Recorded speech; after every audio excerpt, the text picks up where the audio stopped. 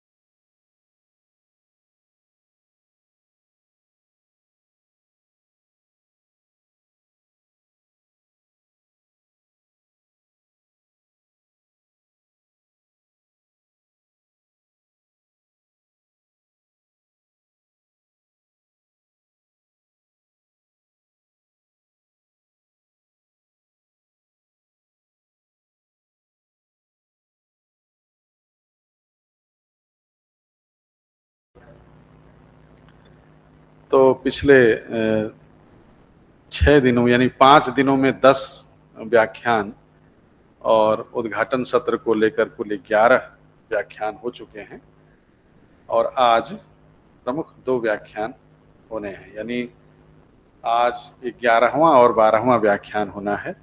इसके साथ कुल 30 व्याख्यान होने हैं 15 दिनों में और सभी जितने भी आमंत्रित हमारे विद्वान हैं वो सभी अपने अपने विषय के मूर्धन्य हैं। सबने अपने विषय पर काम किया। हमारे बीच संपन्न चक्रवर्ती जी उपस्थित हैं। ये बांग्ला विभाग से हैं सर, और आपका जो काम है वो एशियाटिक सोसाइटी ऑफ बंगाल पर है, तो आपको भी इस पर बात करनी है। ले आओ। स्वागत के इस क्रम में स्मृति चिन्ह के साथ मैं सर का स्वागत कर रहे हैं।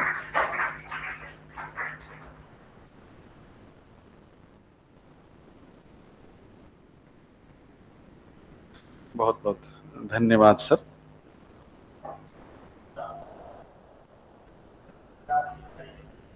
अब मैं बिना किसी अन्य औपचारिकता के मैं सर को निवेदन करता हूं सर से कि आए और पंडित गोपीनाथ कविराज की सारस्वत साधना पर अपनी बात कहें।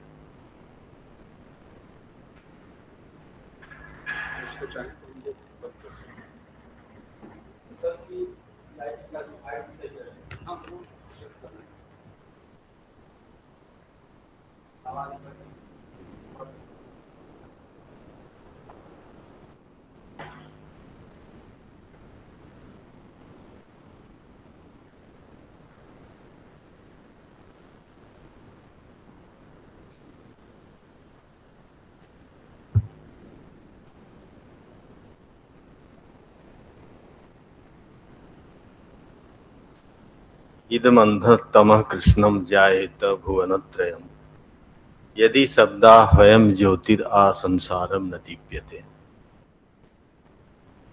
भारत अध्ययन की परंपरा, व्यक्ति, विचार और संस्थाएं, इस विषय पर 15 दिनों की इस कार्यशाला का आयोजन भारत अध्ययन केंद्र और इंदिरा गांधी राष्ट्रीय कला केंद्र के संयुक्त तत्वावधान में आयोजित है। और भारत अध्ययन केंद्र के निदेशक मेरे अनन्य मित्र प्रोफेसर शरदेंदु जी और अमित जी, और सामने मेरे बैठे ज्ञानेंद्र राय जी और चक्रवर्ती मैडम, और सशरीर जो यहाँ प्रतिभागी उपस्थित हैं और आभासी माध्यम से जो प्रतिभागी यहाँ उपस्थित हैं, मैं शरदेंदु जी और अमित जी, आपके प्रति मैं एक तरह से आभार और कृतज्ञता ज्ञापित करता हूँ कि आपने उस विश्वविद्यालय में मुझे बोलने के लिए बुलाया, जिस विश्वविद्यालय का स्वयं मैं अपने आप को एक निर्मिति, एक उत्पाद समझता हूँ। और यदि मैं इस विश्वविद्यालय की ही निर्मिति और उत्पाद हूँ, तो यहाँ जब मैं बोलने के लिए आता हूँ तो एक आचार्य की भूमिका में नहीं आता हूँ। इस परिसर में प्रवेश पाने के पश्चात मेरा मन और मिजाज, चिति और चेतना दोनों उसी विद्यार्थी जीवन में फिर से कायांतरण कर लेती है। तो मित्रों, मैं महामना मदन मोहन मालवीय जी को प्रणाम करते हुए मैं आज आपके सामने कुछ महामहोपाध्याय पंडित गोपीनाथ कविराज पर कुछ अपने विचार साझा करने का प्रयास करूंगा।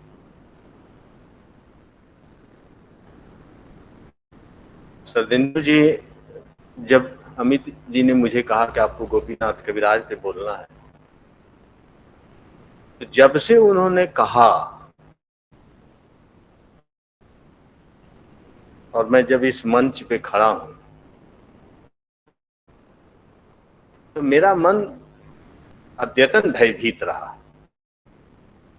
इतना भयभीत रहा कि आज सुबह मैंने नवजीवन रस्तोगी जी को फोन किया, वो फोन उठाए नहीं। तो फिर मैं बाद में प्रोफेसर पीके मुखोपाध्याय को फोन किया और मैं कहा कि सर, आप मुझे आशीर्वाद दीजिए आज मुझे महामहोपाध्याय पंडित गोपीनाथ कविराज पर कुछ बोलना है, और ये मेरे सामर्थ्य से बाहर की चीज है, ये मेरे लिए दुस्साहस है। तो आप मुझे आशीर्वाद दीजिए कि मेरी जिह्वा स्खलित न हो जाए। मैं अगर उनके विषय में कुछ अच्छा न कह पाऊं या उनकी सारस्वत साधना के अंतरार्थ को प्रकट न कर पाऊं, तो कम से कम उनके विषय में कोई अपसिद्धांत हमारे मुख से न निकल जाए, इसका मुझे आशीर्वाद दीजिए। अमित जी, मैं ये आपको इसलिए बता रहा हूं कि मैं अपने चित्त के भयादोहन करने का प्रयास कर रहा था, क्योंकि महामहोपाध्याय गोपीनाथ कविराज पर बोलना कोई साधारण बात नहीं। क्यों साधारण बात नहीं? महामहोपाध्याय गोपीनाथ कविराज ऊपर से तो हम और आप की तरह एक साधारण व्यक्ति थे ना, गृहस्थ थे। गृहस्थ जीवन की समस्त पीड़ाओं को भी झेलते थे, और गृहस्थ जीवन के जो थोड़े बहुत सुख होते हैं उनका भी आस्वादन लेते थे। लेकिन क्या पंडित गोपीनाथ कविराज जो हमारी इन आंखों से दिखाई पड़ते थे वो वही थे? जो दिखाई पड़ते थे वो नहीं थे, और जो वो थे उसको आंखों से देखा नहीं जा सकता था। यही कठिनाई है पंडित गोपीनाथ कविराज के विषय में बोलने में। तो मित्रों, मैं आज आपके सामने गोपीनाथ कविराज की सारस्वत साधना को लेकर मैं कोई बहुत प्रतिपादनात्मक व्याख्यान आपके सामने नहीं देने जा रहा हूं, क्योंकि उनकी सारस्वत साधना का जो प्रतिपादनात्मक पक्ष है उसमें मेरी भी समझ प्रौढ़ नहीं है, और मेरे पास वो सामर्थ्य नहीं है। मैं वैसा शिक्षक नहीं हूं जिसके लिए कालिदास ने कहा था, सृष्टा क्रिया कस्य चिदात्म संस्था संक्रांतिरन्यस्य विशेष युक्ता अस्यो भयम ससाधु शिक्षका नाम धूरी प्रतिष्ठा परितव्य एव। मैं वैसा शिक्षक भी नहीं हूं कि मैं अपनी बात को बहुत विशेषताओं से युक्त, संप्रेषण के प्रसाद गुण से युक्त मैं आप तक उसे पहुंचा सकूं। इसलिए मैं आज आपसे ना कुछ बातें करना चाहता हूं, और उन बातों का प्रयोजन इतना ही है कि मैं आपके मन में गोपीनाथ कविराज के ज्ञान को संक्रांत न करूं, बल्कि गोपीनाथ कविराज के बहाने उनके प्रति श्रद्धा और निष्ठा के निमित्त आपको भारत के प्रति और भारत की ज्ञान परंपरा के प्रति आप में हम किस तरह से एक निष्ठा, एक श्रद्धा पैदा कर सकते हैं, उसी के निमित्त मैं आज आपसे कुछ बात करूंगा। मैं अपने विद्यार्थी जीवन में 3-3:30 बजे तक काशी हिंदू विश्वविद्यालय की कक्षाएं करता था, और उसके बाद मैं सीधे यहाँ से चल के ठठेरी बाजार जाता था। ठठेरी बाजार में हमारे गुरुजी स्वामी योगेंद्रानंद का आश्रम था, और मैं वहाँ उनसे भारतीय दर्शन के मूल ग्रंथों को पढ़ने के लिए करीब 4-4:30 बजे तक पहुँच जाता था। बहुत लंबे समय तक मुझे उनका सानिध्य प्राप्त हुआ। तो सबसे पहले पंडित गोपीनाथ कविराज के विषय में मैं अपने गुरुजी के मुख से ही सुना, क्योंकि वो अक्सर कविराज जी के विषय में बातें किया करते थे।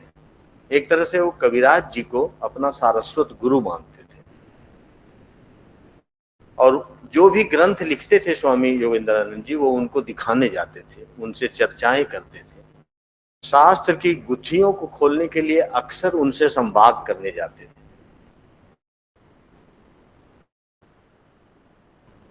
तो गुरुजी ने एक बार कहा कि मैं मीमांसा, न्याय, वेदांत, इन सारे शास्त्रों पर ग्रंथ लिखता था और उनसे बातचीत करने जाता था। और उनके सामने दुर्लभ दुर्लभ संदर्भों को रखता था, शास्त्र के दुर्लभ संदर्भों को रखता था। लेकिन उनके साथ इतने लंबे सानिध्य के बावजूद मैं उनके सामने कोई ऐसा शास्त्र की पंक्ति या शास्त्र का संदर्भ नहीं रख सका जो उन्हें पहले से ज्ञात नहीं था।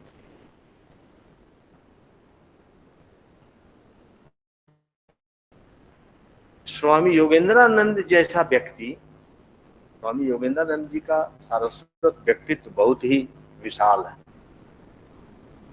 और उनके मुख से मैं इनके विषय में ये सुना कि मैं उनके सामने कभी कोई ऐसा संदर्भ नहीं प्रस्तुत कर पाया जो उन्हें पहले से ज्ञात न हो। मुझे बहुत बहुत आश्चर्यजनक बात है, बहुत ही आश्चर्यजनक बात।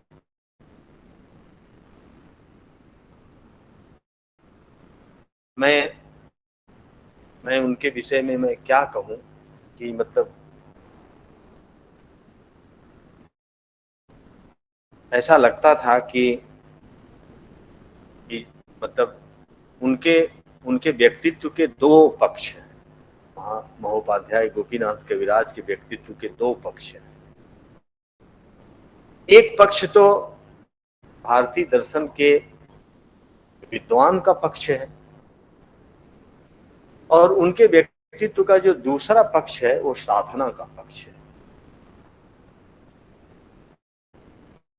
और मित्रों, इस द्वित्व का विलक्षण संयोग होता है। बहुत विरले लोग ऐसे होते हैं जो जितने धुरंधर विद्वान होते हैं उतना ही गहन साधक भी होते हैं। कभी कोई साधक हो जाता है लेकिन विद्वान नहीं होता, और कभी कोई विद्वान हो जाता है तो बुद्धि के चाकचिक्य में इस तरीके से उलझा रहता है कि साधना का पक्ष कमजोर पड़ जाता है। एक ही व्यक्ति में ये दोनों उत्कृष्टताएं अपनी 16 कलाओं के साथ अवतरित हुई हो। अगर भारतीय ज्ञान परंपरा में अगर आप प्राचीन समय से लेके अब तक आप देखेंगे तो आपको महामहोपाध्याय 19वीं शताब्दी में अभिनव गुप्त का अवतार दिखेंगे। ये अभिनव गुप्त के अवतार है, क्योंकि अभिनव गुप्त में भी यही वैशिष्ट्य था कि वो अपार विद्वता थी उनकी,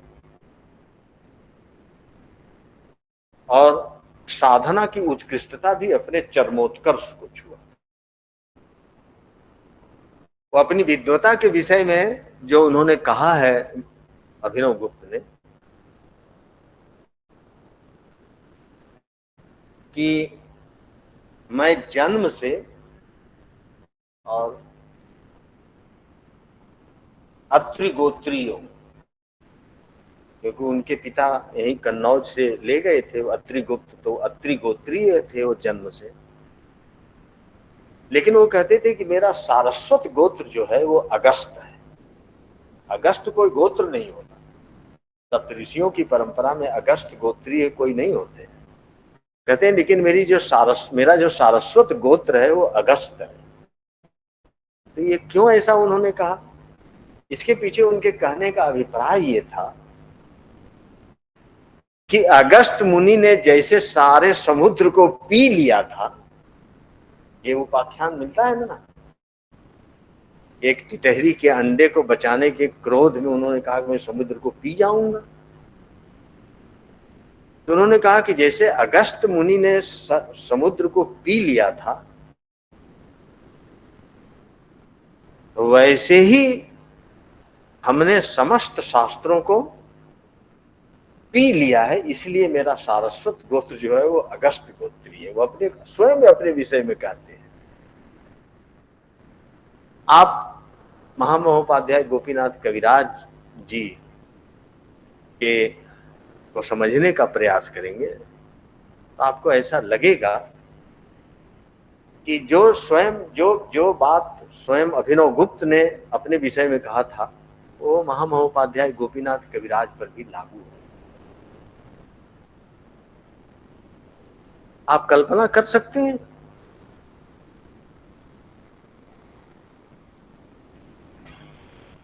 कि सरस्वती भवन जो संपूर्णानंद की जो लाइब्रेरी है उसमें लाख से अधिक पांडुलिपियां और पुस्तक है। एशियाटिक सोसाइटी और सरस्वती भवन जुड़े हुए संतान की तरह है। तो आर्थर वेनिस के सिफारिश पर जब उनको ग्रंथालयाध्यक्ष बनाया गया, ये बात मैं नहीं कह रहा हूं, बनारस के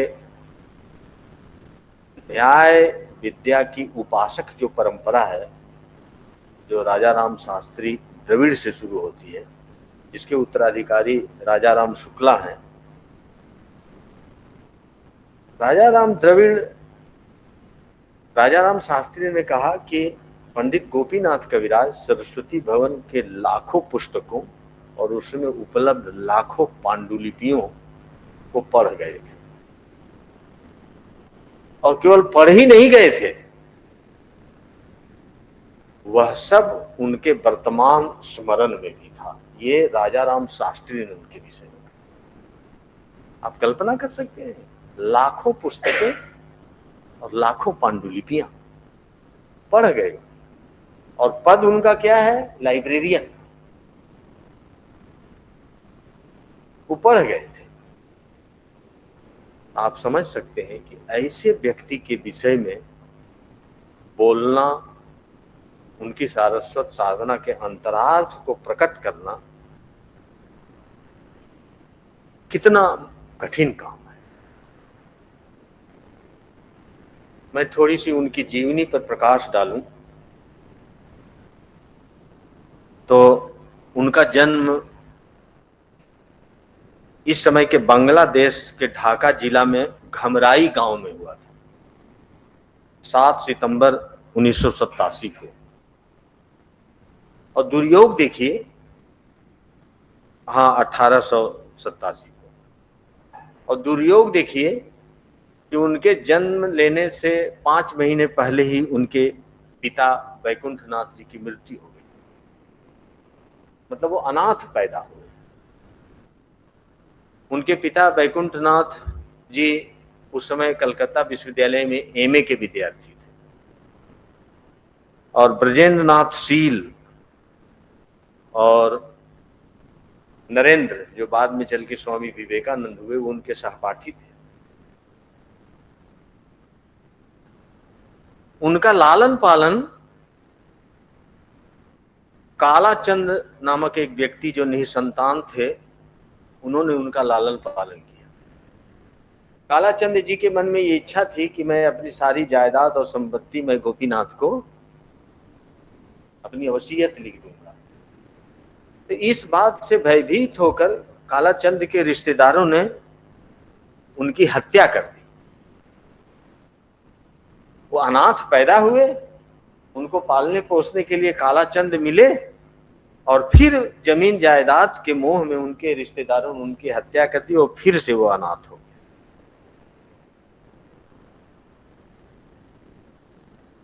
पढ़ने के लिए गोपीनाथ कविराज जी कलकत्ता, जयपुर, काशी लंबे समय तक खाक छानते रहे, और उनकी मां पुत्र की चिंता में और पुत्र के विरह में अपने गांव में ही खटती रही।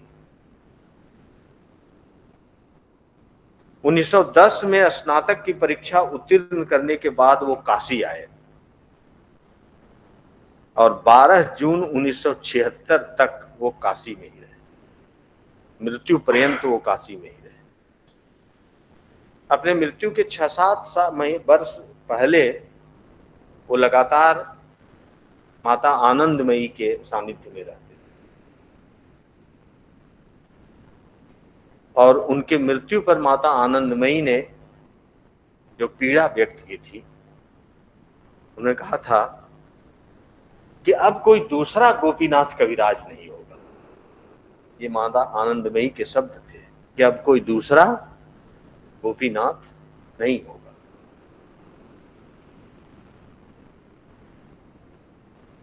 बनारस आए तो क्वींस कॉलेज के प्रिंसिपल अंग्रेज आर्थर वेनिस से उनकी भेंट हुई। पुराने लोग कहते हैं कि आर्थर वेनिस बहुत ही शिष्य वत्सल व्यक्ति थे। बनारस में उनकी बड़ी प्रतिष्ठा थी और गोपीनाथ को उन्होंने अपना अंतेवासी बना लिया। और गोपीनाथ कविराज के अकादमिक व्यक्तित्व के निर्माण में अमित जी आर्थर वेनिस की बड़ी भूमिका रही। वो अपने पुत्र की तरह अपने साथ आर्थर वेनिस ने उनको रखा और उनका निर्माण किया। उनके ही कहने पर वो इलाहाबाद विश्वविद्यालय से एमए की परीक्षा देने के लिए गए और प्राचीन इतिहास, संस्कृति, मुद्रा शास्त्र और अभिलेखीय साहित्य में उन्होंने एमए की उपाधि प्राप्त की। 1914 से 1920 तक वो संपूर्णानंद, उस समय संस्कृत कॉलेज कहा जाता था, तो उसके सरस्वती भवन के पुस्तकालयाध्यक्ष के रूप में वो बने। अब आप देखिए कि इस देश में 2 पुस्तकालय अध्यक्ष थे, एक पंडित गोपीनाथ कविराज सरस्वती भवन के और दरभंगा महाराज के लाइब्रेरी के ग्रंथालयाध्यक्ष थे गंगानाथ झा। और इन दोनों की प्रवृत्ति एक ही रही कि इन लोगों ने पूरी की पूरी पुस्तकालय चाट डाली एक लाइब्रेरियन के रूप में। और गंगानाथ झा की सारस्वत साधना का उत्कर्ष देखिए एक और दूसरी ओर महामहोपाध्याय गोपीनाथ कविराज की सारस्वत साधना का उत्कर्ष देखिए। और इनका बेसिक पोस्ट क्या रहा? लाइब्रेरियन रहे। मतलब इन दोनों ने लाइब्रेरियन की पद को जो गरिमा प्रदान किया, उस पद को एक नई पहचान, एक नई परिभाषा दी जो उनके बाद फिर कोई दूसरा नहीं प्राप्त कर पाया। आजकल के जो लाइब्रेरियन होते हैं अपने को किरानी और कर्मचारी समझते हैं, किरानी और कर्मचारी समझते हैं, लेकिन ये ऐसे 2 लाइब्रेरियन थे। जब बनारस में उनको नौकरी मिली तो सबसे पहला काम उन्होंने ये किया कि वो अपनी माताजी को गांव से ले आए और माताजी के साथ बिल्कुल मातृभक्त की तरह वो यहां रहने लगे। क्योंकि बहुत लंबे समय तक उन्होंने माता का वियोग सहा था।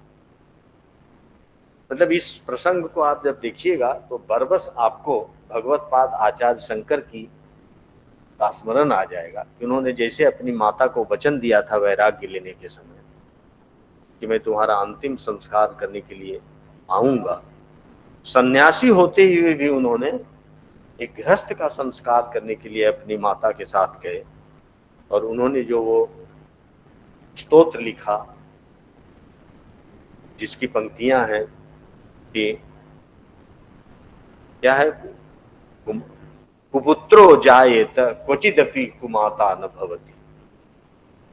उसी तरीके से मतलब माता के प्रति लगाव गोपीनाथ कविराज में अद्भुत था। वो घर बार भी बसाए, बड़े बेटे की शादी भी किए, लेकिन दुर्योग उनका पीछा नहीं छोड़ता था। एक पौत्र भी पैदा हुआ और बहुत अल्प आयु में ही उनके बड़े पुत्र की मृत्यु हो गई। और जीवन में अपने पौत्र और अपने पुत्र वधू के दुख को सहते हुए उनके लालन पालन का पूरा जिम्मा उन्होंने उठाया। तो आप देखिए कि वो अनाथ जन्मे। अगर काला चंद नामक व्यक्ति कोई नाथ मिला उन्हें तो उसकी हत्या कर दी गई और फिर उनको अनाथ कर दिया गया। बचपन उनका अनाथ बीता। युवा अवस्था जयपुर, काशी, इलाहाबाद, कलकत्ता में संघर्ष करते हुए।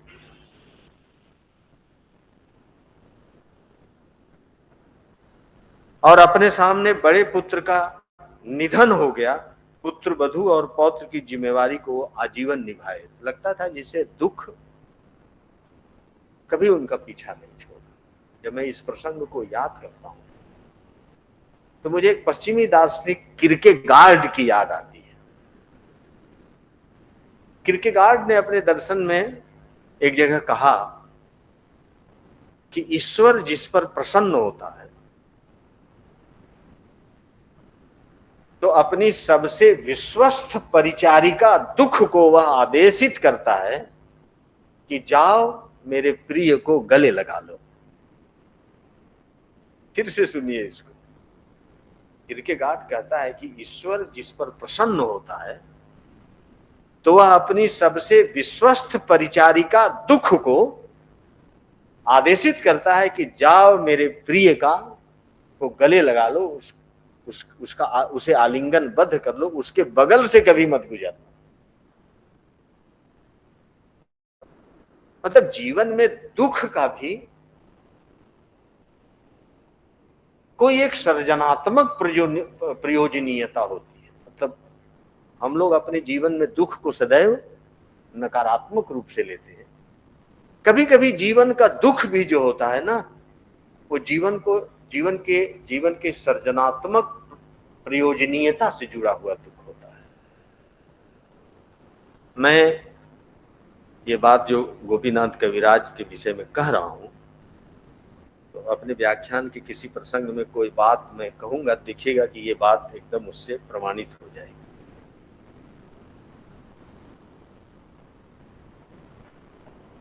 गोपीनाथ कविराज अपने युवा अवस्था में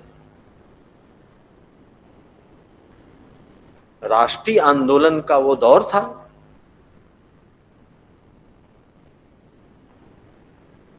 उसी समय बंग भंग आंदोलन भी हुआ था।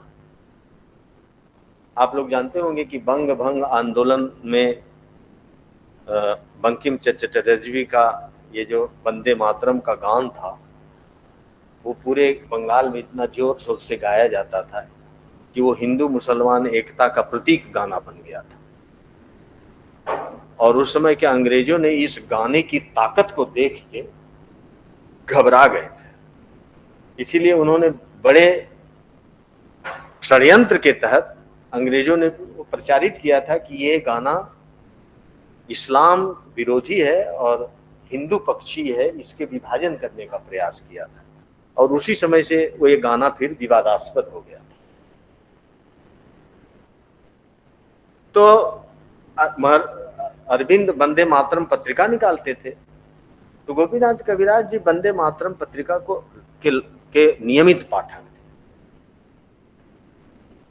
और उन दिनों युवाओं में एक फैशन होता था कि वो राष्ट्रीय आंदोलन में सक्रिय भाग ले, और उनके पिता के संस्कार भी ऐसे थे, लेकिन उन्होंने राष्ट्रीय आंदोलन में भाग नहीं लिया। ये बड़ा प्रश्न है। जब आप गोपीनाथ कविराज जी को समझने का प्रयास कीजिएगा तो एक प्रसंग में ये प्रश्न आपको परेशान करेगा कि वातावरण ऐसा था तो राष्ट्रीय आंदोलन में अन्य बंगाल के युवाओं की तरह वो क्यों नहीं सक्रिय भागीदार ले लिए। सारी संभावनाएं, उनके चारों तरफ का परिवेश वैसा था, लेकिन उन्होंने ऐसा नहीं किया।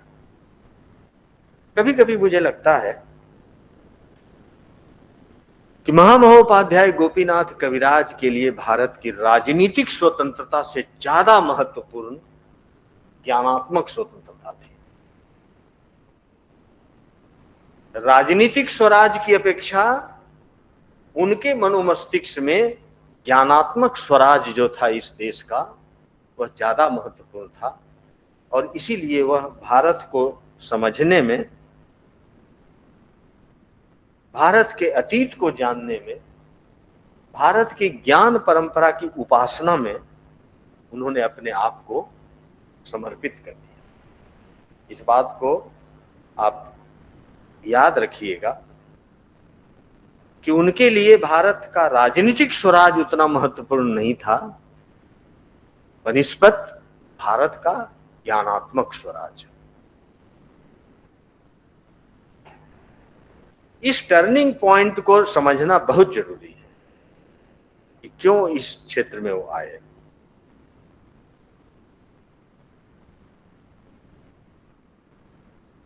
सरस्वती भवन के जब ग्रंथालयाध्यक्ष बने तो अभी भी सरस्वती भवन में योग तंत्र से संबंधित बहुत दुर्लभ पांडुलिपियों का संग्रह है। तो जैसा मैंने कहा ना कि राजा राम शास्त्री ने कहा था कि वो लाखों पांडुलिपियों को पढ़ गए थे, तो योग तंत्र की पांडुलिपियों को भी वो पढ़ गए और उन्हीं ग्रंथों को पढ़ते हुए उनके मन में योग तंत्र और साधना के प्रति एक जिज्ञासा और एक उत्कंठा पैदा हुई होगी, ऐसा अनुमान लगाया जा सकता है। लेकिन साधना के लिए तो गुरु की आवश्यकता होती है। आप पुस्तक पढ़ के आप उसकी विषय वस्तु के व्याख्याकार हो सकते हैं, उसके पीछे के दर्शन के जानकार हो सकते हैं, लेकिन साधना के मार्ग पर आरूढ़ होने के लिए गुरु का निर्देश और गुरु की बहुत आवश्यकता होती है। और संयोग देखिए कि उनके मन में गुरु की तलाश रही होगी। तो कहा जाता है ना, जयशंकर प्रसाद ने एक जगह कहा है कि कलाकार की रागनी मर्मज्ञ कर्णपुटों को खोज ही लेती है। कलाकार की रागनी मर्मज्ञ कर्णपुटों को खोज ही लेती है। अगर आपके पास पात्रता है ना, तो उस पात्रता के अनुरूप जो आपको चाहिए वो स्वयं आपके पास चल के आता है। गोपीनाथ कविराज में पात्रता थी। तो उन दिनों शिवराम किंकर योग त्रयानंद से उनकी मुलाकात 1910 में हुई। उनका नाम था शिवराम किंकर योग त्रयानंद। और 1910 से 1917 तक उनके संपर्क और सानिध्य में रहे और एक तरह से योग और तंत्र की साधना की प्रारंभिक प्रशिक्षण उनको शिवराम किंकर जी से प्राप्त हुआ।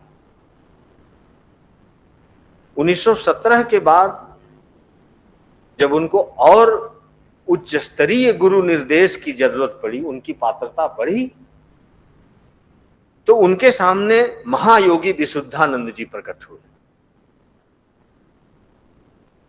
और फिर उन्होंने विशुद्धानंद जी से ही दीक्षा ली और लंबे समय तक या कहिए कि विशुद्धानंद जी के मरणोपरांत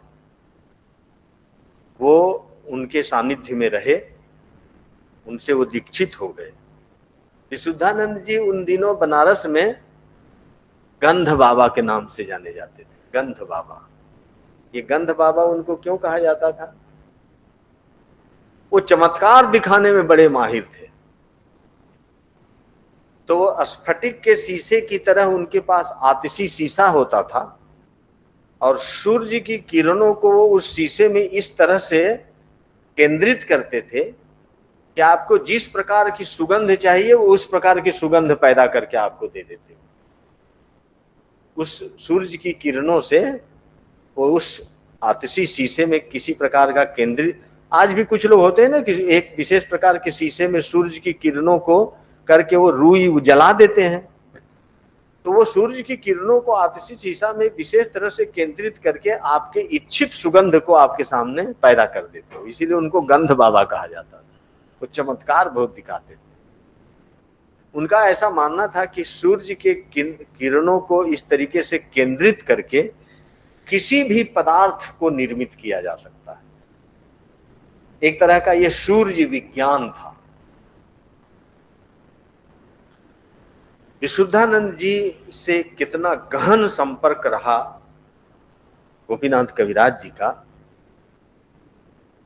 कि उनके मृत्यु के पश्चात 5 खंडों में उन्होंने उनकी जीवनी बांग्ला में लिखी। अगर किसी व्यक्ति को गोपीनाथ कविराज को समझना है तो गोपीनाथ कविराज पर कितने लोगों ने लिखा? सबसे पहले भगवती प्रसाद सिंह ने लिखा मनीषी की लोक यात्रा। उसके बाद भारतीय साहित्य के निर्माता इस श्रृंखला में गोविंद चंद पांडे ने साहित्य एकेडमी से उन पर एक मोनोग्राफ लिखा। बहुत लोगों ने उन पर लेख लिखा। जन्म शताब्दी समारोह पर एक स्मृति ग्रंथ निकाला गया, वो उन पर एक सामग्री है। अभी राधा वल्लभ त्रिपाठी जी ने एक पुस्तक लिखी है, भारत की सारस्वत साधना, उसमें एक अध्याय उन्होंने गोपीनाथ कविराज पर लिखा, यही सामग्री है। लेकिन अगर आपको वास्तव में गोपीनाथ कविराज को समझना है ना, तो उन्होंने अपने गुरु की जो जीवनी लिखी है उसके माध्यम से आप गोपीनाथ कविराज को ज्यादा समझ सकते हैं। ये ठीक वैसे ही है कि प्लेटो जब सुकरात के विषय में सुकरात ने तो कुछ कहा नहीं, लिखा नहीं, तो सुकरात के विषय में जब प्लेटो लिखते हैं तो सुकरात के बहाने आप प्लेटो को भी समझ सकते हैं। उसी तरीके से उन्होंने अपने गुरु की जो जीवनी लिखी है उसमें उन्होंने दर्शन और साधना के गहन पक्षों को जिस तरीके से अपने गुरु के निमित्त प्रस्तुत किया है, तो उसमें तो भागीदार वो भी है ना। लेकिन दुर्योग से देखिए कि पंडित गोपीनाथ कविराज को ऐसा कोई जीवनी लेखक मिला नहीं। भगवती प्रसाद सिंह जब जीवनी लिखने का प्रस्ताव लेके उनके पास गए कि हम आपकी जीवनी लिखना चाहते हैं, तो कविराज जी ने अंग्रेजी में एक फ्रेज बोला, वो कहा कि जीवनी लिखने का मतलब क्या है।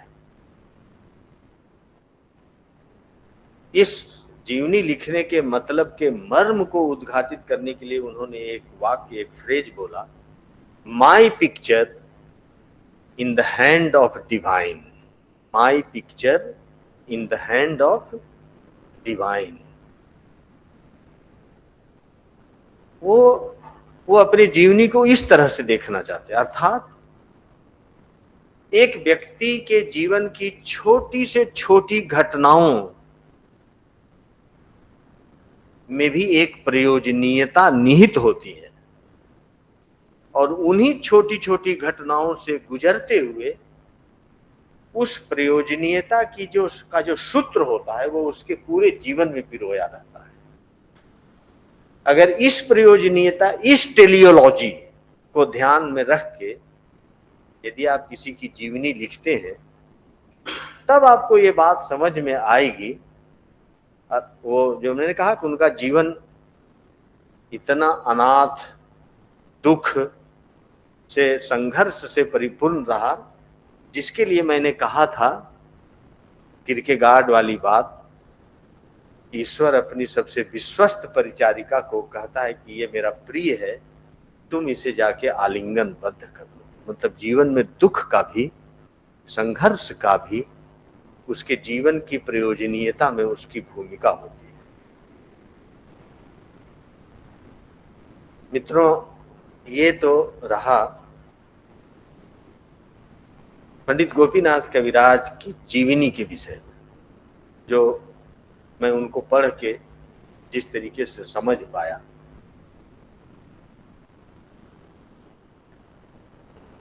अब आखिर भारत अध्ययन की परंपरा में गोपीनाथ कविराज को क्यों याद किया जाए? माना कि वो साधक थे, बहुत बड़े साधक थे, बहुत बड़े तांत्रिक थे।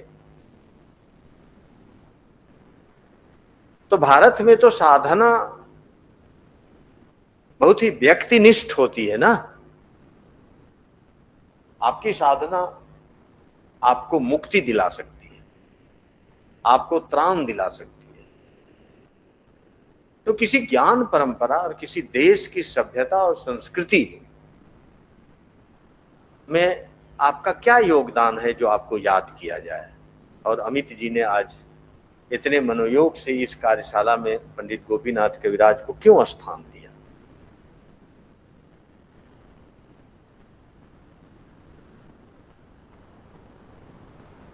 मैं के विषय में क्या कहूं कि गोपीनाथ कविराज भारत को जानने पहचानने और भारत की ज्ञान परंपरा के वो कैसे अध्येता थे।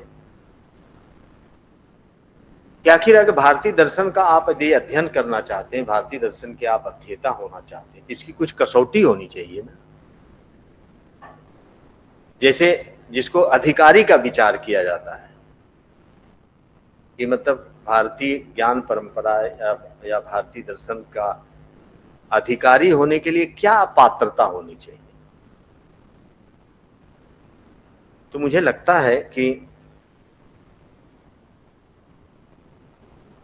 तंत्रालोक पर जब जयरथ विवेक टीका लिख रहे हैं अमित जी, तो वहां उन्होंने एक कसौटी तैयार की है और वो कहते हैं कि यो अदिति निखला गमेशु पदविद यो योग शास्त्र श्रमी, अर्थात जो सारे आगमों का अध्ययन कर चुका है, जो व्याकरण का जानकार है और योग शास्त्र में जिसने भूरी परिश्रम किया है, यो अदिति निखिला गमेशु पदविद यो योग शास्त्र श्रमी, यो वाक्यार्थ समन्वये कृतरति श्री प्रत्यभिज्ञान्वये। वाक्यार्थ समन्वय अर्थात मीमांसा में जिसका लगाव है, श्री प्रतिभिज्ञा दर्शन का ज्ञाता है। यश तर्कांतर विश्रुत श्रुततया द्वैता द्वैत ज्ञानवित सो अस्मिन् अधिकारवान कलकल प्रायम परेशान वच।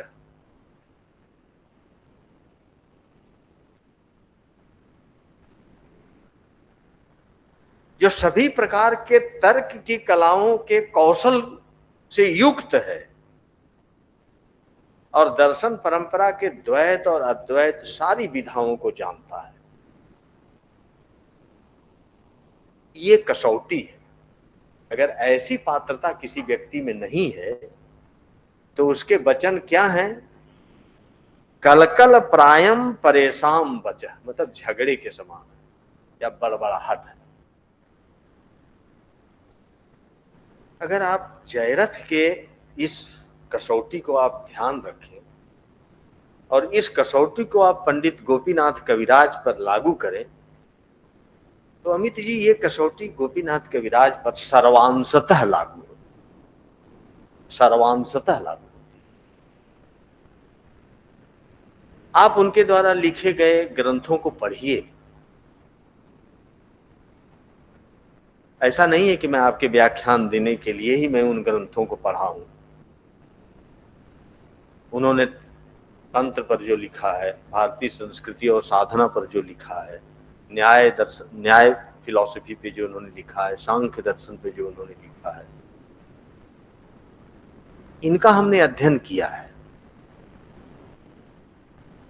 उन दिनों तो मैं ये बात नहीं कह सकता था, लेकिन आज मुझे समझ में आता है कि जब वो इन विषयों पे लिखते थे तो किन क्षमताओं से युक्त होकर वो लिखते थे। मैं उस बात को कहने के लिए मुझे कुल्लुक भट्ट की कुछ पंक्तियां बहुत मतलब उचित लगती हैं। कुल्लुक भट्ट जब मनुस्मृति की टीका लिख रहे हैं तो वो मंगलाचरण के रूप में कहते हैं कि मैं इतना महान कार्य करने जा रहा हूं, तो कुछ मदद की कामना करते हैं कि मेरी सहायता करें। तो मेरी सहायता कौन करे? कोई आदमी से वो सहायता की कामना नहीं करते हैं। बड़ी रोचक बात है कि वो मनुस्मृति पे टीका लिख रहे हैं और कह रहे हैं कि मैं ये महान कार्य करने जा रहा हूं और इसके लिए मुझे कुछ सहायता की जरूरत है। वो सहायता क्या मांगते हैं? वो मीमांसे बहुसेवितांसी सुहृदस्तर्का समस्ताश्च में वेदांता परमार्थ बोध गुरवो यूयम मयोपासिता जाता व्याकरणानि बाल सखिताम युष्माभिरभ्यर्थये प्राप्तो अयम समयो मनुक्त विवृतो साहाय्य मालम्ब्यताम। ये सब मेरी सहायता करे। कौन कौन? हे मीमांसा, तुम मेरी दीर्घ काल से सेवित और गहनतया अधीत विद्या हो। समस्त तर्कशास्त्र मेरे सुहृद हैं। हे वेदांत गण, तुम परमार्थ तत्व के बोध कराने वाले मेरे गुरु हो और मैंने तुम्हारी श्रद्धा पूर्वक उपासना की है। हे व्याकरण शास्त्र, तुम तो बाल्यकाल से ही मेरे परम सखा रहे हो। अतः आज मैं तुम सभी विद्या रूप सुहृदों से विनम्र प्रार्थना करता हूं कि अब जब मैं मनु प्रणीत शास्त्र के इस ग्रंथ की व्याख्या करने के लिए प्रवृत्त हुआ हूं, तब कृपया आप अपनी सहायता मुझे प्रदान करें। कितने शास्त्रों से वो सहायता की कामना कर रहे हैं। अमित जी, पंडित गोपीनाथ कविराज जब भारतीय दर्शन के किसी विषय पर लिखते थे तो ये कुल्लुक भट्ट को सहायता करने के लिए जितने शास्त्र उपस्थित हुए थे ना, वो सारे शास्त्र गोपीनाथ कविराज जी की भी सहायता में खड़े रहते थे, खड़े रहते थे।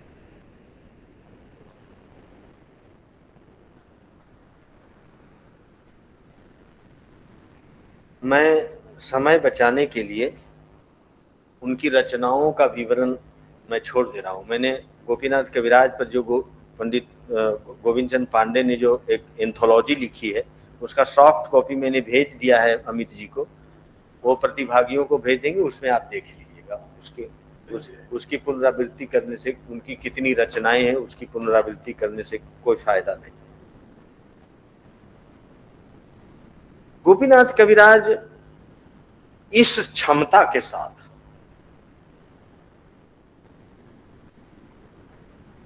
इतने शास्त्रों का सहाय प्राप्त कर जब वो भारतीय दर्शन परंपरा पर लिखने के लिए प्रवृत्त होते हैं, तो उनके लिए दर्शन की अवधारणा क्या बनती है उनके।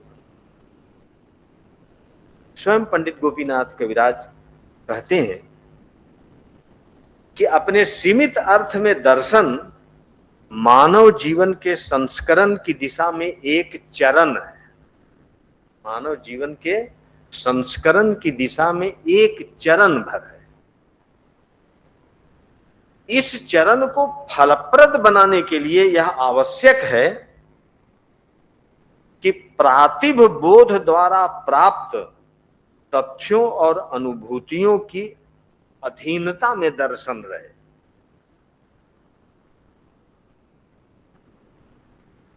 अन्यथा इसके भटक जाने की संभावना बनी रहे। इस छोटे से वाक्य में आप ध्यान दीजिए को कह क्या रहे हैं कि सदैव दर्शन शास्त्र को बेसिकली ये कहा जाता है कि philosophy is the product of reason, या philosophy should be the product of reason. ये दर्शन की पश्चिमी अवधारणा है कि मतलब दर्शन का जो क्षेत्र है वो बुद्धि की दुनिया है। ये बुद्धि इस दुनिया को जहां तक जान सकती है वही उसका क्षेत्र है। लेकिन गोपीनाथ कविराज जी कह रहे हैं कि नहीं, प्रातिभ अनुभूतियों की अधीनता में दर्शन को रहना चाहिए। मतलब सदैव दर्शन को प्रातिभ अनुभूतियों के साये में रहना चाहिए। प्रातिभ अनुभूतियां मतलब अंग्रेजी में उसको इंट्यूशन कहते हैं। उच्च स्तरीय जो अनुभूतियां हैं, ऋषियों की, मुनियों की जो अनुभूतियां हैं, उस अनुभूतियों के साये में भारतीय दर्शन को देखा जाना चाहिए। क्यों? हमारे जो ऐन्द्रिक अनुभव में जो संसार आता है, जो हमारे बौद्धिक अनुभव में जो संसार आता है, उसमें अस्तित्व और सत्ता की पूर्णता नहीं आ सकती है। उस अनुभव को अस्तित्व और सत्ता की पूर्णता से अभिसिंचित करने के लिए आपको आपके अनुभूति के स्तर को उत्क्रमित होना पड़ेगा, और वो उत्क्रमित अनुभूति आपको कुछ अंतः प्रज्ञा के द्वारा, सहज अनुभूति के द्वारा, प्रातिभ बोध के द्वारा, अर्थात आगम और श्रुतियों के द्वारा ही प्राप्त हो सकती है। तो जब ये कह रहे हैं पंडित गोपीनाथ कविराज कि उसको सदैव प्रातिक अनुभूतियों की अधीनता में रहना चाहिए, तो अवान्तर रूप से उपनिवेशवादी समझ रखने वाले, जो भारतीय दर्शन की समझ रखने वाले विद्वानों की टोली है, जो भारत में शब्द प्रमाण की अवहेलना करते हैं कि भारतीय दर्शन शब्द प्रमाणवादी है, तो ये शब्द प्रमाण का दार्शनिक औचित्य बता रहे हैं कि आगम और श्रुतियों की सहायता के बिना आप अपने ऐन्द्रिक और बौद्धिक अनुभव की उस परिपूर्णता को नहीं प्राप्त कर सकते। अगर इस विषय को, इस डिबेट को आप समझने का प्रयास करेंगे, तो पूरा का पूरा जो भारतीय दर्शन की जो औपनिवेशिक समझ है, वो सदैव भारतीय दर्शन को इस रूप में देखना चाहती है कि भारतीय दर्शन को भी वो प्रोडक्ट ऑफ रीजन के रूप में बताएं कि ये बुद्धि का उत्पाद है। लेकिन भारत में दर्शन कभी केवल बौद्धिक जिज्ञासा, मतलब भारतीय दर्शन जैसे पश्चिमी दर्शन का उत्स और अंत बौद्धिक जिज्ञासा में होता है, वैसा भारतीय दर्शन नहीं है। भारतीय दर्शन में बुद्धि जो है वह श्रुति को पुष्ट करने की भूमिका में होती है, उसकी स्वतंत्र भूमिका नहीं होती। इसीलिए मनु कहते हैं, यो अवमन्यते ते मूले स साधु बहिष्कार्यो नास्तिको वेद निंदक।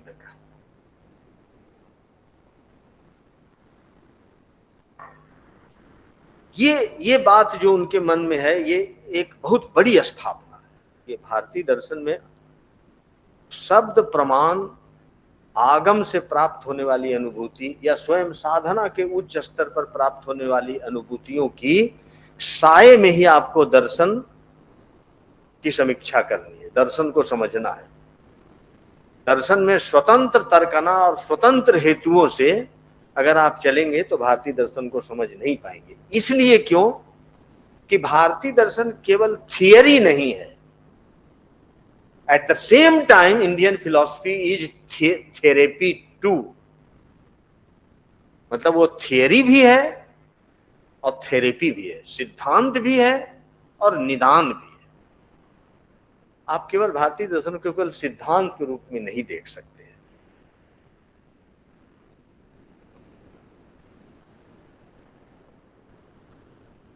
तो ये इस बात को उन्होंने जो प्रमाणित किया, मतलब पूरी भारतीय दर्शन में, मतलब उच्चतर अनुभूति, प्रातिभ अनुभूति और उसके माध्यम से श्रुतियों और आगमों की प्रामाणिकता और उनकी अनिवार्यता को जो उन्होंने स्थापित किया, तो वो उस औपनिवेशिक समझ के भाजन के लिए ये बहुत जरूरी चीज है।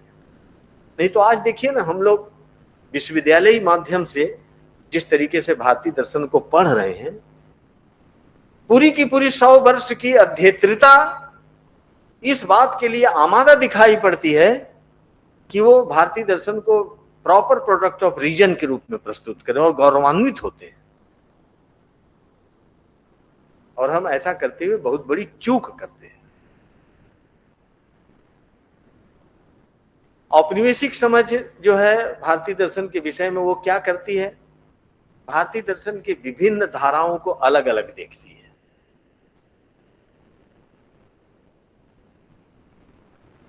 और ये घुट्टी हमको इस तरीके से 100-150 वर्षों में पिला दी गई है कि हम भारतीय दर्शन में न्याय, मीमांसा, वेदांत, बौद्ध, इन सबको इतना अलग अलग संप्रदाय के रूप में देखते हैं, इनके बीच में झगड़े और खंडन मंडन को इतना बढ़ा चढ़ा कर देखते हैं। ठीक है, इस खंडन मंडन से भारतीय दर्शन के विकास को एक त्वरा प्राप्त हुई है।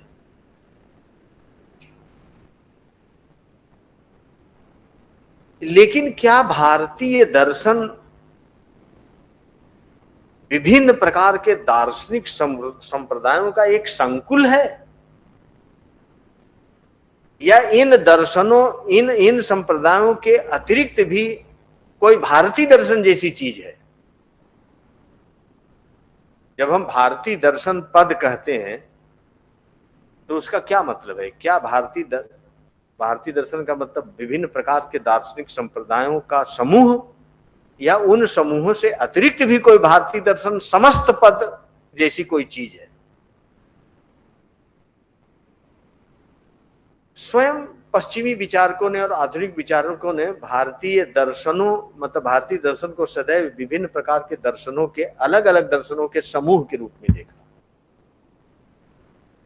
लेकिन उन दर्शनों का एक समवेत स्वर जो भारतीय दर्शन बना सकता है, उस ओर कभी ध्यान नहीं। पंडित गोपीनाथ कविराज जो हैं,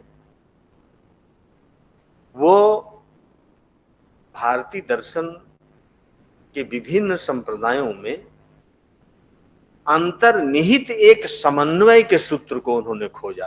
ये बहुत बड़ा योगदान उनका, समन्वय के सूत्र को खोजा। कि ये सब जो हमको पढ़ाया जाता है कि न्याय दर्शन अलग है, मीमांसा दर्शन अलग है, ठीक है, अलग अलग संप्रदाय है। वो शिव महिम्न स्तोत्र में कहा ना कि रुचि नाम वैचित्र्यात ऋजुकुटिल नाना पथयुषाम नृणाम एको गम्यो त्वमसि पैसा मरनवई। रुचि और प्रवृत्तियों की विचित्रताएं बहुत हैं, लेकिन फिर भी सबको जाना एक ही रोल, मतलब कोई लक्ष्योन्मुखी एकता है। तो आखिर भारतीय दर्शन की वो लक्ष्योन्मुखी एकता का संधान कैसे किया जाए?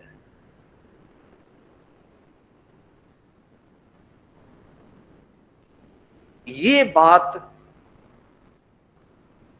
देखिए, भारतीय दर्शन में पुराने समय में बहुत सारे ऐसे विवाद रहे हैं कि अपने दर्शन की वरिष्ठता को स्थापित करने के लिए बहुत से आचार्यों ने भारतीय दर्शनों की एक क्रमिक योजनाबद्धता का सिद्धांत प्रस्तुत किया है।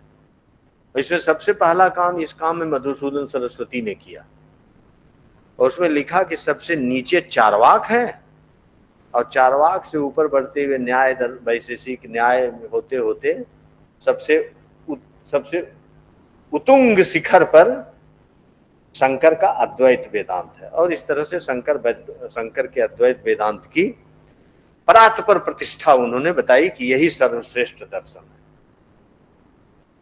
है। ऐसा ही काम अभिनव गुप्त ने शास्त्र मेलन प्रकरण तंत्रालोक में भी किया है, और वो भी दर्शनों की योजनाबद्धता की एक श्रेणीबद्ध रूप में वो कहते हैं, और उसमें स्वतंत्र अद्वैत को सबसे ऊपर रखते हैं।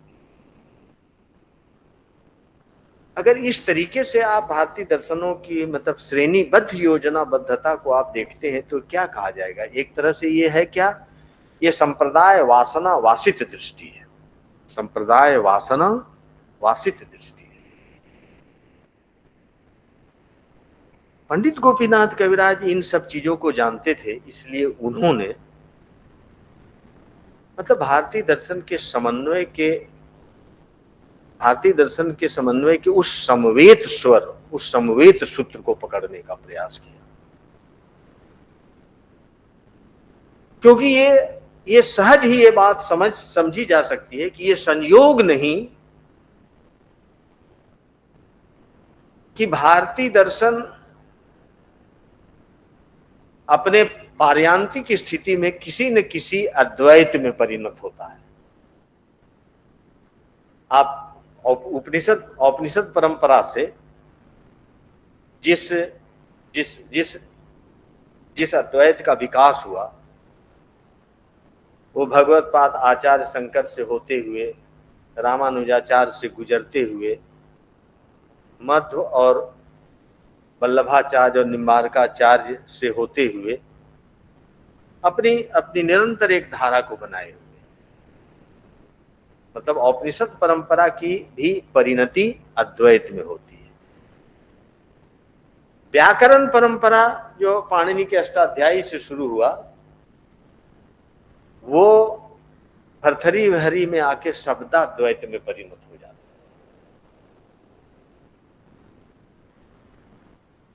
बौद्ध परंपरा जो विभज्यवाद से शुरू हुआ, चीजों को अलग अलग करके देखने वाली दृष्टि से शुरू हुआ, उसकी अंतिम परिणति शून्याद्वय और विज्ञानाद्वय में हो जाती है।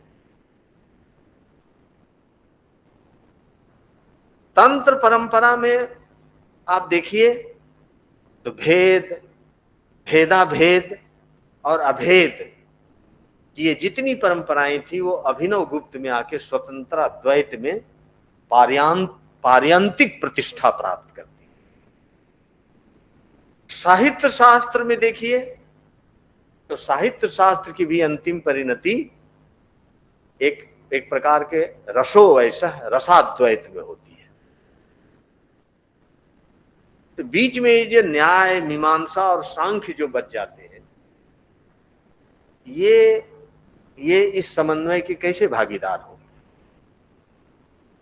महामहोपाध्याय गोपीनाथ कविराज ने न्याय और सांख्य दर्शन की भी ऐसी व्याख्या करने की कोशिश की है जिससे ये संप्रदाय भी भारतीय दर्शन के उस समन्वयात्मक जो स्वर है उससे अलग थलग न पड़ जाए। ये बहुत बड़ा योगदान है। कभी कभी अमित जी इन बच्चों को समझाने के लिए ये सब थोड़ी कठिन बातें हैं, तकनीकी बातें भी हैं, और इन तकनीकी बातों का अगर बहुत आप सरलीकरण कीजिएगा तो अंदर ही अंदर वक्ता को अपराध बोध भी होता है, क्योंकि सरलीकरण करने में हम कभी कभी अनर्थ भी करते हैं। तो इनकी दृष्टि समन्वय की जो इनकी दृष्टि थी, केवल मैं आप तक कैसे संप्रेषित करूं, तो मैं यही कहना चाहूंगा कि जिस प्रकार रामकृष्ण परमहंस ने साधना की विभिन्न धाराओं में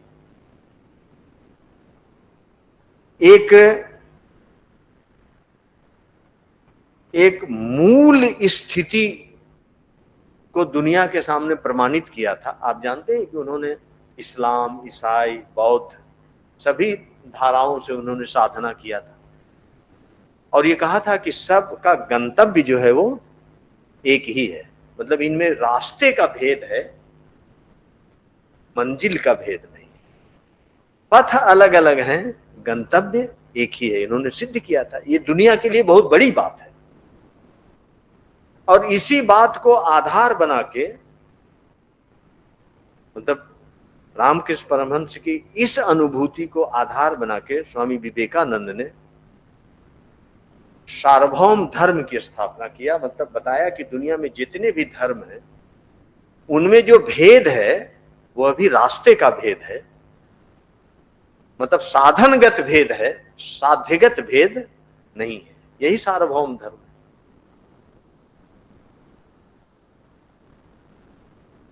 अब इस क्रम में देखिए तो धर्म में जो काम विवेकानंद ने किया, भारत के आस्तिक नास्तिक दर्शनों में उसी समन्वय को दिखाने का काम महामहोपाध्याय गोपीनाथ कविराज। वो सूत्र कहां है? रामकृष्ण परमहंस में।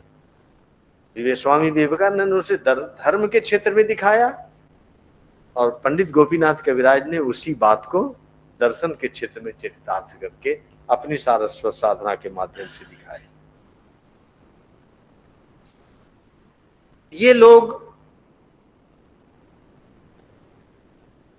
बस कंक्लूड करते हैं, ये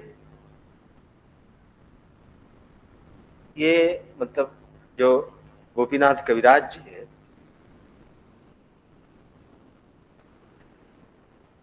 एक छोटी सी बात और कि इनके सारस्वत साधना का एक बहुत महत्वपूर्ण अंग क्या है, वो ये कि तंत्र साधना में ये देखा जाता है कि ये जो मेरा शरीर है ना, वो पूरे विश्व का एक आर्किटाइप होता है। यत पिंडे तद ब्रह्मांडे, मतलब ये शरीर भी जो है वो पूरे सृष्टि का एक आर्किटाइप है। तब प्रश्न उठता है कि यदि इस शरीर में निवास करने वाली जो आत्मा है, जो चिति है, अगर उसका उत्कर्ष होता है या परात्पर चेतना से उसका संपर्क होता है, तो परात्पर चेतना के संपर्क से घटित होने वाले जो प्रभावमत्ता मानव शरीर में है, उसका फल व्यक्तिगत होना चाहिए या वैश्वीय होना चाहिए? बहुत छोटा सा प्रश्न है। आप याद रखिएगा कि ये जो मानव शरीर है वो पूरे सृष्टि का आर्किटाइप है। अगर इसी शरीर में साधना के बल से परम सत्ता से संयोग होता है, तो उससे जो रूपांतरण घटित होगा, उससे आपका व्यक्तिगत लाभ होगा या वैश्वीय लाभ होगा? मुझे लगता है कि भारत की साधना की पद्धति की जो धारा रही, वो साधना व्यक्तिगत मानी गई कि हम साधना कर रहे हैं, हमारा परात्पर सत्ता से संपर्क हो रहा है, तो उसके अवतरित होने से वो फल मुझे व्यक्तिगत रूप से प्राप्त। पंडित गोपीनाथ कविराज ने इसको नकार दिया, कहा कि यदि मानव देह जो है वो सृष्टि का आर्किटाइप है, तो यदि किसी परात्पर सत्ता का अवतरण साधना के बल से होता है, तो उस साधना का फल व्यक्तिगत तो हो ही नहीं सकता, वो तो व्यष्टि नहीं हो सकता, उसका फल तो समष्टि में होगा, वैश्वीय होगा। इसी आधार पर उन्होंने एक अखंड महायोग की स्थापना की और ये कहा कि पहले के योग है जो व्यक्तिगत साधना को महत्व देते हैं, वो खंड योग है। अखंड महायोग है कि हमारा शरीर जो है, हमारी साधना जो है, वो केवल मेरे रूपांतरण का माध्यम न बने, बल्कि मैं उसका निमित्त हूं और उसके माध्यम से पूरा विश्व रूपांतरित होगा। ये अखंड महायोग है। और इसमें और ये बात कहीं न कहीं से कमी थी भारत की परंपरा में कि व्यक्तिगत मुक्ति पर तो यहां बहुत बल दे रहा था, लेकिन सर्व मुक्ति का कोई सिद्धांत यहां नहीं मिल रहा था। सर्व मुक्ति का सिद्धांत कहीं न कहीं से उसका संकेत हमें बौद्धों के महायान परंपरा से मिल रहा था, बुद्ध की महाकरुणा से, जो ये कहते हैं कि कलिकलुष्कृतानि यानि लोके मयि तानि प्रवर्तन्ते विमुच्यते ही लोको। मतलब मैं अंतिम व्यक्ति होऊंगा जो निर्वाण में प्रवेश करूंगा, मैं उससे पहले महाकरुणा का संपादन करते हुए प्राणी मात्र के दुखों को हरने का संकल्प लेता हूं। ऐसा संकल्प हमारी साधना पद्धति में कहीं कहीं कोई चूक थी और इस बहुत बड़े खाई को अखंड महायोग की अवधारणा के द्वारा पंडित गोपीनाथ कविराज ने भरने का प्रयास किया। मित्रों, इस प्रकार की उनकी सारस्वत साधना की छोटी मोटी बातें को हम कंक्लूड कैसे करें कि गोपीनाथ कविराज का महत्व क्या है, गोपीनाथ कविराज क्यों महत्व है, हमें गोपीनाथ कविराज के प्रति क्यों श्रद्धा और निष्ठा रखनी चाहिए? इसलिए कि वेद, उपनिषद, न्याय, भारत के 18 विद्याएं, आगम, इस देश की चेतना को जिस तरीके से संस्कारित किया है और मनुष्य के उदात्त स्वरूप का जिस तरीके से इनमें बखान किया गया है, उसका प्रमाणभूत कौन है? क्या हम केवल उन ग्रंथों को पढ़ के बुद्धि से, समझ से हमारे मन में यह आश्वस्ति पैदा हो सकती है कि भारतीय दर्शन मनुष्य के विषय में, मानवीय मूल्यों के के अवतात स्वरूप के विषय में जो कहती है, उसका हमको मूर्त प्रमाण कहां देखने को मिलेगा?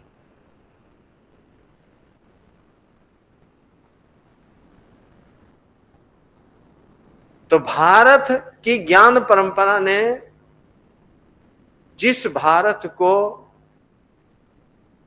जिस मूल्य की चेतना से संस्कारित किया है, भारत का जो मूल्यात्मक आदर्श है,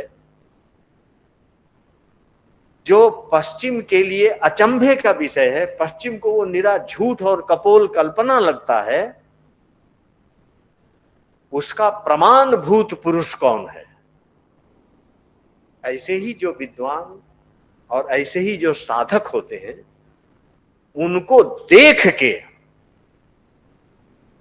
हमको भारतीय दर्शन की प्रामाणिकता का बोध होता है।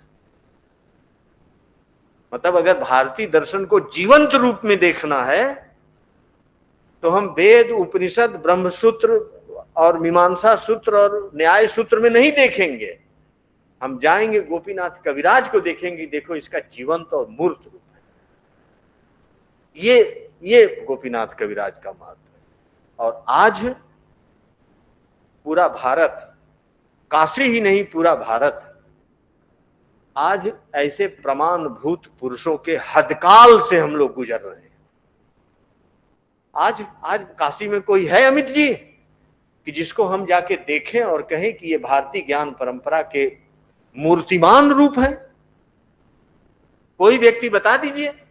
एक समय काशी में करपात्री जी महाराज थे, विशुद्धानंद जी थे,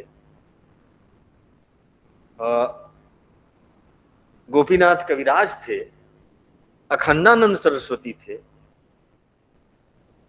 इनको लोग जाके देखते थे। वो रामापुरा में लाहिड़ी महाशय थे। इनको देखने से हमको अपनी ज्ञान परंपरा की प्रामाणिकता प्राप्त होती थी।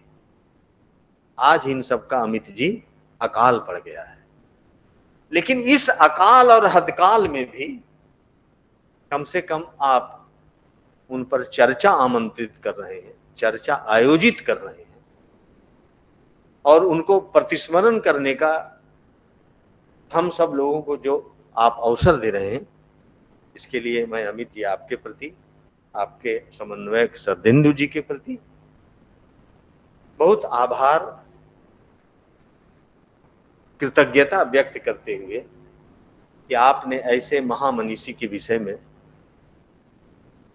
उनके विषय में कुछ कहने के बहाने उनको याद करने का हमें आपने अवसर दिया। और इतने प्यारे और इतने एकाग्र चित्त जो आपके प्रतिभागीगण हैं, उनके साथ संवादशील होने का जो अवसर दिया, इसके लिए मैं आप दोनों के प्रति साधुवाद व्यक्त करते हुए अपनी बात को समाप्त करता हूं।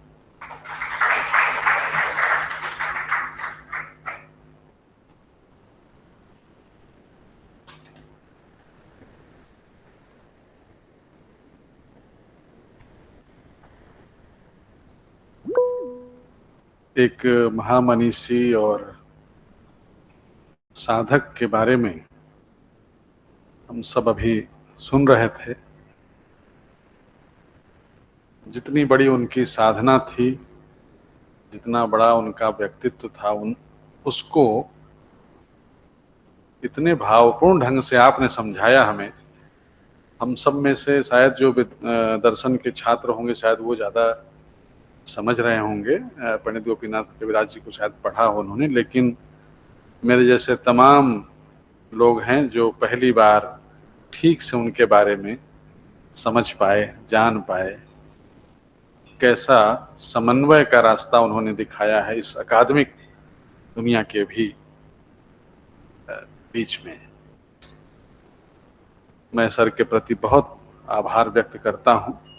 जब मैंने आपसे कहा था तो आपने पहले स्वीकार किया था, फिर बीच में आपने ये भी कहा कि अगर संभव हो तो कुछ और, क्योंकि जो आप अभी शुरुआत में ही कह रहे थे कि उन पर बात करना मतलब ये हमारे बस की बात नहीं है। इतने बड़े व्यक्ति हैं, लेकिन फिर भी आपने जिस ढंग से उनको हमारे सामने प्रस्तुत किया, पूरा जैसे एक चित्र उपस्थित हो रहा था। जैसे जैसे आपने बंग भंग आंदोलन की चर्चा की, फिर वो सरस्वती पुस्तकालय आते हैं, और यह कितनी बड़ी बात है। एक लाइब्रेरियन वो थे, पुस्तकालय अध्यक्ष थे, और वहां रहते हुए उसका पूरा सदुपयोग उन्होंने किया। जैसा कहा आपने कि वो पूरा, जैसे उनको अगस्त्य वाली जो आपने चर्चा की कि अगस्त्य जो है किसी का गोत्र नहीं था, एक उदाहरण दिया कि जैसे अगस्त्य समुद्र पी गए, उसी तरह पूरी ज्ञान राशि, पूरी ज्ञान परंपरा को हम पी जाएंगे। ये अभिनव गुप्त जी के बारे में आपने बताया, वो चीज इनके लिए भी लागू होती है, पंडित गोपीनाथ कविराज जी के लिए भी। इस बहुत सुंदर व्याख्यान के लिए बहुत बहुत आभार सर, सभी प्रतिभागियों की ओर से, अपनी ओर से व्यक्त करता हूं। प्रश्न अगर किसी के हैं तो आप सर से पूछ सकते हैं। हमारे दूसरे वक्ता हम सर जी। मैं सुधांशु शेखर बोल रहा हूँ मधेपुरा बिहार से।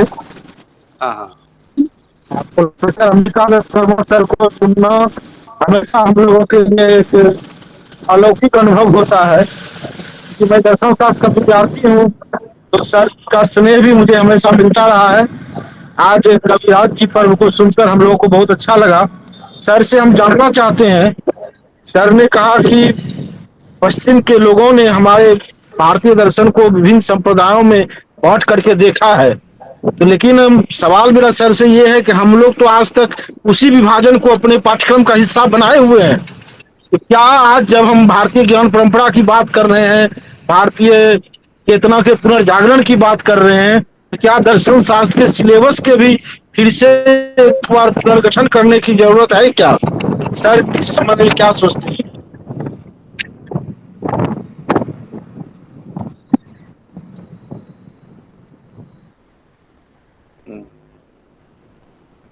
ये और किसी का कोई हो तो एक साथ सारे हाँ पूछिए।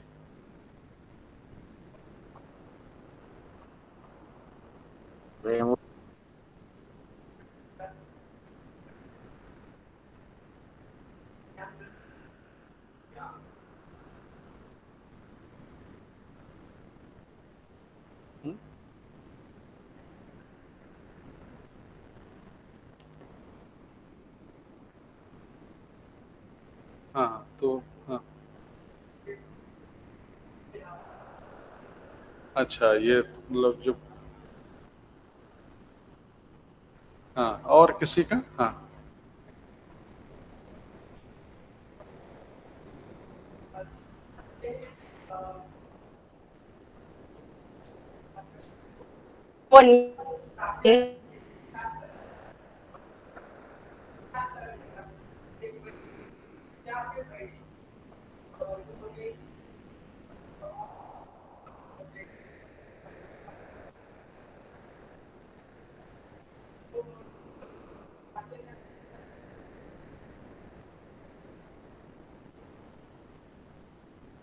और किसी का है?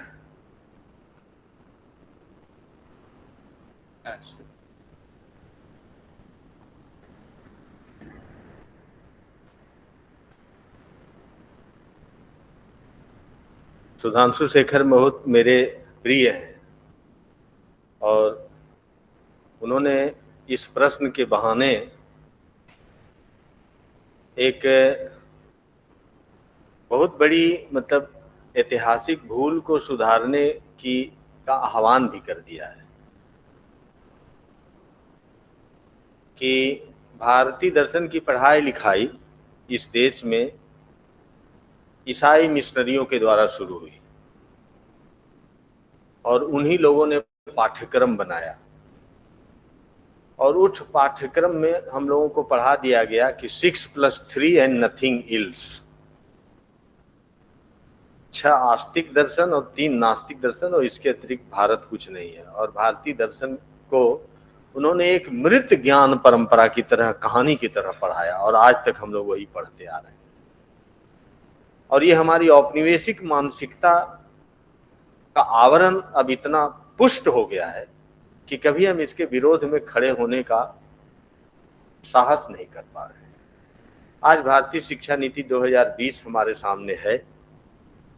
हम लोग बहुत कवायद कर रहे हैं कि हम एक भारत में पठन पाठन की पाठ्यक्रम निर्माण करने की एक औपनिवेशिक परियोजना को हम लोग साकार रूप दे सकें, लेकिन सुधांशु हम लोग ऐसा कर नहीं पा रहे हैं, जबकि ये अवश्य किया जाना चाहिए कि हमें मतलब भारतीय दर्शन के का जो पाठ्यक्रम हम विगत 150 वर्षों में एक औपनिवेशिक समझ निर्मित करने वाला जो पाठ्यक्रम के हम रट्टू बने हुए हैं, हमें उसको फाड़ के फेंक देना चाहिए और भारतीय दर्शन के पाठ्यक्रम का निर्माण इस तरह से किया जाना चाहिए जिसमें भारतीय दर्शन ज्ञान की कोई मृत परंपरा नहीं, बल्कि भारतीय दर्शन को सतत सर्जनशील एक जीवंत ज्ञान परंपरा के रूप में हम उसको पार्टिसिपेट कर सकें। तो आपने ये सुधांशु ये बात जो कहा, ये बहुत ही अच्छी बात कहा।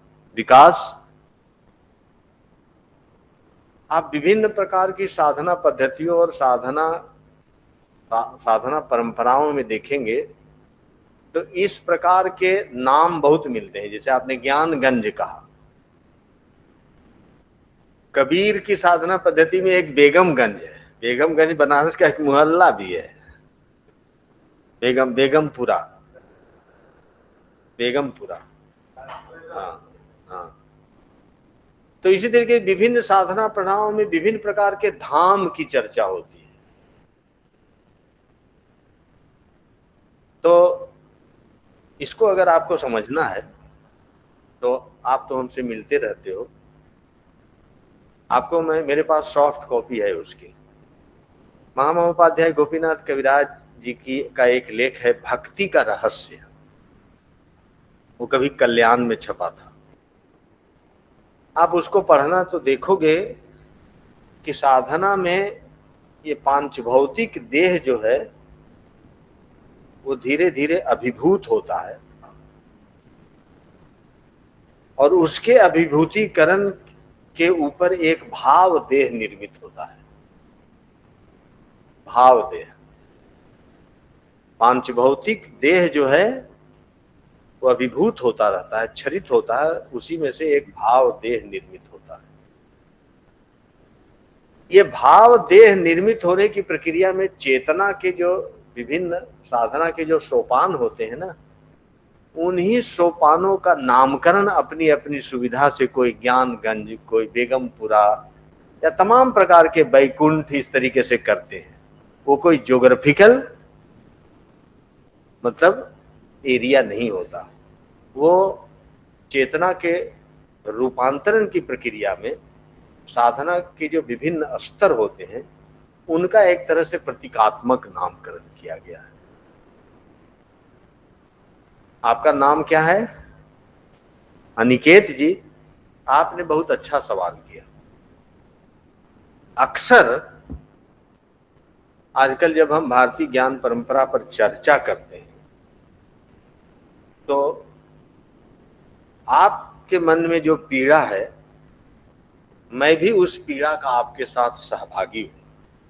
अक्सर मैं देखता हूं लेखन में भी और व्याख्यान में भी कि आजकल भारतीय ज्ञान परंपरा को केवल वैदिक ज्ञान परंपरा के रूप में प्रस्तुत किया जाता है और उस वैदिक ज्ञान परंपरा को प्रचलित शब्दावली में हिंदू ज्ञान परंपरा भी कह दिया जाता है।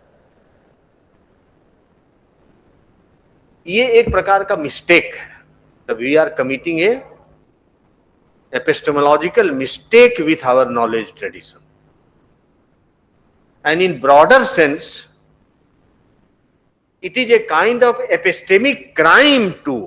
यह epistemic crime भी है, ये ज्ञान मीमांसी अपराध भी है।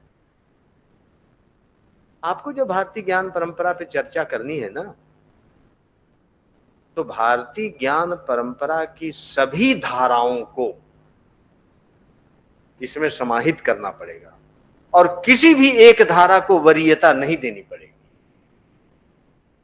इसीलिए भारतीय ज्ञान परंपरा को का चरित्र जो है वो बहुलवादी है।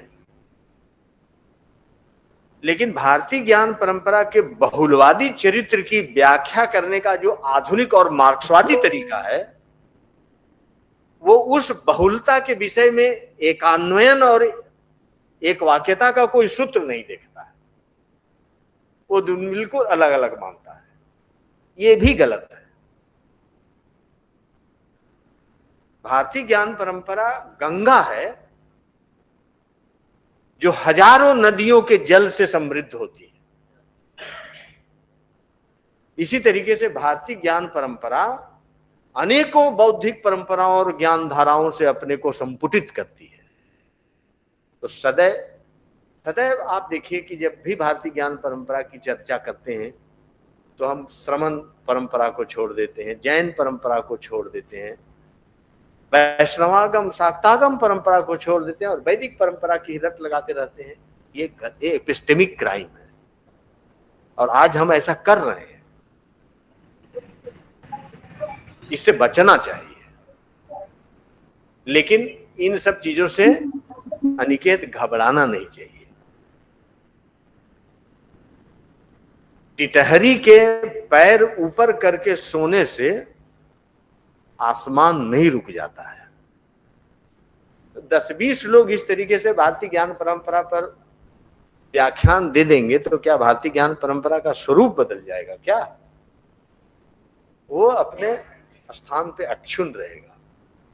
ऐसे जो व्याख्या करने वाले लोग हैं वही धीरे धीरे किनारे लग जाएंगे, क्योंकि कोई भी ज्ञान परंपरा अमूर्त चीज थोड़ी होती है, वो बहुत आत्मचेतन होती है और वो अपने प्रति होने वाले न्याय और अन्याय के प्रति एक व्यक्ति से भी ज्यादा आत्मचेतन होती है। और परंपरा के द्वारा जो बहिष्कार होता है ना, उसकी अलग अभियांत्रिकी होती है। तो परंपरा भी बहिष्कृत करती है लोगों को। तो ऐसे जो लोग हैं जो परंपरा के साथ न्याय नहीं करते हैं, परंपरा उन्हें संग्रहित नहीं करती है। क्यों? क्योंकि परंपरा सारग्राही होती है और वो एक ऐसे नदी के समान है कि बहुत सारे खरपतवारों को छोड़ते हुए वो निर्मल जल को लेके आगे बढ़ जाती है।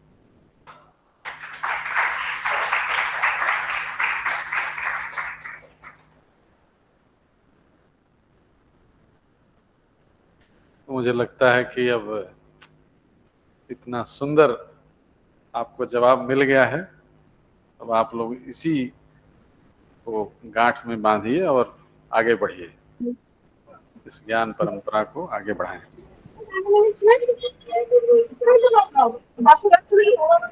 प्रीति सिंह शांत हो जाइए।